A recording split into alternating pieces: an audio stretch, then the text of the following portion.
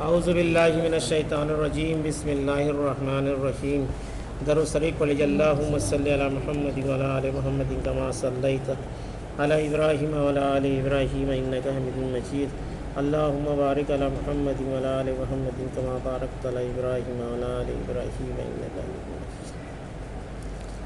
عید ماہ میں قربانی کرنے کا بیان 5550 تک ہم لوگ پڑھ چکے ہیں۔ اب اس کے آگے کا ہے کہ امام نافع نے بیان کیا کہ عبداللہ بن عمر رضی اللہ عنہ قربان گاہ میں نہر یعنی قربانی کیا کرتے تھے۔ عبید اللہ نے کہا کہ اس سے وہ جگہ مراد ہے جہاں نبی کریم صلی اللہ علیہ وسلم قربانی کرتے تھے۔ دوسری حدیث ہے کہ انس بن مالک رضی اللہ عنہ نے بیان کیا کہ نبی کریم صلی اللہ علیہ وسلم 2 میڑوں کی قربانی کرتے تھے اور میں بھی 2 ہی میڑوں کی قربانی کرتا تھا۔ دوسری حدیث ہے کہ انس بن مالک رضی اللہ عنہ نے بیان کیا کہ نبی کریم صلی اللہ علیہ وسلم لمبی سینگ والے 2 چتلے مینڈھوں کے پاس آئے اور انہیں اپنے ہاتھ سے ذبح کیا۔ وہیب نے بھی اس حدیث کو ایوب بن سیرین کے واسطے انس رضی اللہ عنہ سے روایت کیا ہے۔ عقبی بن عامر سے روایت ہے کہ انہوں نے بیان کیا کہ نبی کریم صلی اللہ علیہ وسلم نے اپنے صحابہ میں تقسیم کرنے کے لیے مجھے کچھ بکریاں دی، چنانچہ میں نے تقسیم کر دی تو 1 سال سے کم عمر کا ایک بچہ بچ گیا۔ میں نے اس بارے میں آپ کو خبر کیا تو آپ نے فرمایا کہ اس کی قربانی تم کر ڈالو۔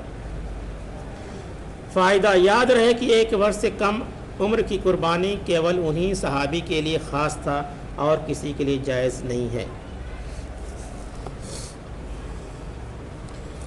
برا بن عازب رضی اللہ عنہ سے روایت ہے کہ انہوں نے بیان کیا کہ میرے ماموں ابو بردہ رضی اللہ عنہ نے عید کی نماز سے پہلے ہی قربانی کر ڈالی۔ آپ نے فرمایا تمہاری بکری تو کیول گوشت کی بکری ہے جو دوسرے دنوں میں کھانے کے لیے ذبح کی جاتی ہے۔ انہوں نے کہا اے اللہ کے رسول صلی اللہ علیہ وسلم اب تو میرے پاس 1 سال سے کم عمر کی بکری کا بچہ ہے اور گھر میں کچھ نہیں ہے۔ آپ نے کہا تم اسے ذبح کر ڈالو لیکن تمہارے علاوہ کسی کے لیے اس کی قربانی جائز نہیں۔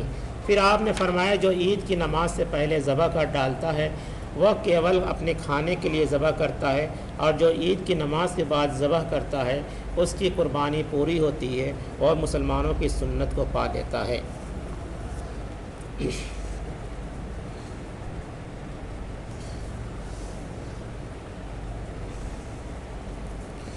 برا بن عازب رضی اللہ عنہ نے روایت کیا کہ میرے ماموں ابو بردہ رضی اللہ عنہ نماز سے پہلے ہی قربانی کر ڈالی۔ نبی کریم صلی اللہ علیہ وسلم نے اس کا ذکر کیا تو آپ نے فرمایا اس کے بدلے دوسرا جانور قربان کرو۔ انہوں نے کہا کہ میرے پاس 1 سال سے کم عمر کے بچہ کے علاوہ اور کچھ نہیں ہے۔ اس میں شعبہ حدیث کے راوی نے بیان کیا کہ میرے خیال میں ابو بردہ نے یہ بھی کہا کہ وہ 1 سال کی بکری سے ادھک موٹی تازی ہے۔ آپ نے فرمایا اس کے بدلے اسی کی قربانی کر دو لیکن تمہارے بعد کسی کے لیے اتنے کم عمر کی جانور کی قربانی جائز نہیں ہے۔ اور دوسرا حدیث ہے کہ جس نے قربانی کا جانور اپنے ہاتھ سے ذبح کیا اس کی فضیلت کیا ہے کہ انس بن مالک رضی اللہ عنہ نے بیان کیا کہ نبی کریم صلی اللہ علیہ وسلم نے 2 چتلے میڑوں کی قربانی کی اور میں نے دیکھا کہ آپ اپنے پاؤں سے اس کے پہلو پر رکھے ہوئے ہیں اور بسم اللہ اللہ اکبر پڑھ رہے ہیں۔ اس پرکار یعنی اس طرح آپ نے 2 میڑوں کو اپنے ہاتھ سے ذبح کیا۔ یعنی اس کا مطلب یہ ہوا کہ خود سے ذبح کرنا بہرحال بہتر ہے، اگر ذبح نہ کرے تو پاس میں موجود رہے، یعنی قربانی جس کی ہوتی ہے۔ اگر بہتر طریقہ ہے کہ ہر مسلمان کو ذبح کرنے کا طریقہ معلوم ہونا چاہیے اور نہیں ہے تو کم سے کم وہاں پہ کھڑا رہے۔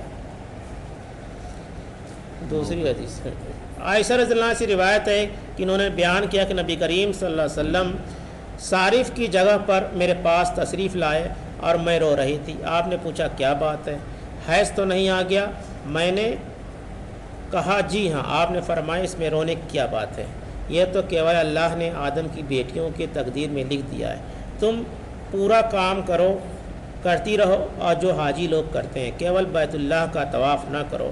اور آپ نے اپنی بیویوں کی اور سے گائے کی قربانی کی تھی۔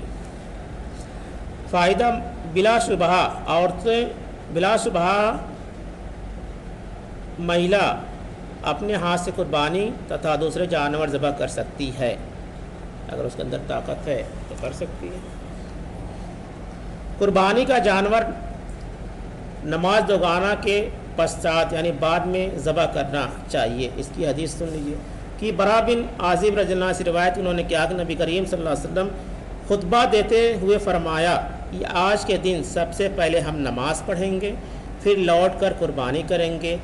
جو آدمی اس طرح قربانی کرے گا وہ ہماری سنت کے مطابق عمل کرے گا، لیکن جس نے دوگانہ یعنی نماز سے پہلے ہی قربانی کر ڈالی تو اس کا شمار اس گوشت کی طرح ہوگا جسے اس نے اپنے گھر والوں کے کھانے کے لیے ذبح کیا، اس کا قربانی سے کوئی تعلق نہیں۔ یہ سن کر ابو بردہ نے کہا، اے اللہ کے رسول صلی اللہ علیہ وسلم، میں نے عید کی نماز سے پہلے ہی قربانی کر ڈالی، اب میرے پاس 1 سال سے کم آئی کی ایک پٹھیا بچی ہے، لیکن وہ 1 سال کی بکری سے بھی تندرست ہے۔ آپ نے فرمایا پھر اس کے بدلے اسی کی قربانی کر ڈالو، لیکن تمہارے بعد اس طرح قربانی کسی کے لیے کافی نہیں ہے۔ یعنی یہ جو کمی تھی، یہ برائی تھی، جو بھی غلط فہمی تھی، آج بھی کہیں نہ کہیں پائی جا رہی ہے، کسی نہ کسی وجہ سے لوگوں کے بیچ موجود ہے کہ نماز سے پہلے کچھ لوگ کر لیتے ہیں قربانی۔ اب ان کا کیا ہے دلیل، اللہ بہتر جانے، اس کی روایت تو کہیں نہیں ملتی ہے جو لوگ ایسا کرتے ہیں۔ جو شخص نماز سے پہلے قربانی کر ڈالے دوبارہ قربانی کرے، یعنی اس کی اہل سنت کے مکتب فکر کے اندر تو یہی بات ہے کہ اگر کوئی اس طرح کام کرتا ہے تو اس کو کرنا چاہیے، دوبارہ کرنا پڑے گا۔ مگر کچھ لوگ ہیں جو اس طرح کام کرتے ہیں، تو ہم لوگ کو بھائی جو حدیث ہمارے سامنے موجود ہے اور قرآن میں بھی ذکر ہے سورہ کوثر میں کہ نماز پڑھ کے ہی نہار کیا جائے، تو اس حساب سے تو معلوم ہوتا ہے کہ نماز کے بعد ہی قربانی جائز ہے۔ اسی طرح سے ایک حکمران تھے، مروان بن حکم ایسی کچھ نام تھا ان کا، وہ کیا کرتے تھے، وہ عید کے دن جو ہے خطبہ پہلے دیتے تھے اور نماز بعد میں پڑھتے تھے۔ تو ایک صحابی رسول اٹھے اور انہوں نے کہا کہ اے مروان، تم جو ایسا کیوں کرتے ہو، اللہ کے رسول ایسا نہیں کرتے تھے۔ تو انہوں نے کہا میری مجبوری، میرا کوئی خطبہ سنے گا ہی نہیں اگر نماز کے بعد، مطلب ظالم آدمی تھا، ہاں چلے جائیں گے۔ تو پھر لوگوں مطلب اتنا لوگوں کے اندر طاقت رہتی تھی کہ اللہ کے رسول کی جو بات تھی وہ اپنے گورنر کے سامنے کہہ دیتے تھے، اور مانے چاہے نہ مانے۔ تو اس طرح کے لوگ ہر دور میں پائے جاتے تھے جو خلاف سنت کام کرتے تھے۔ ہمیں اللہ سے دعا کرتے رہنا چاہیے کہ اللہ تعالیٰ ہمیں حدیث اور سنت کے مطابق زندگی عمل کرنے کی طاقت عطا فرمائے، آمین۔ اور فلسطین کے مسلمانوں کے لیے دعا کرتے ہیں اللہ تعالیٰ ان کی مدد فرمائے، ان کی عزت آبرو حفاظت فرمائے، انہیں فتح نصیب عطا فرمائے، آمین۔ سبحان اللہ بحمدہ، سبحانک اللہ بحمدک، نشہد ان لا الہ الا اللہ ونستغفرک ونتوب الیک۔ سبحان ربک رب العزۃ عما یصفون، وسلام علی المرسلین، والحمد للہ رب العالمین۔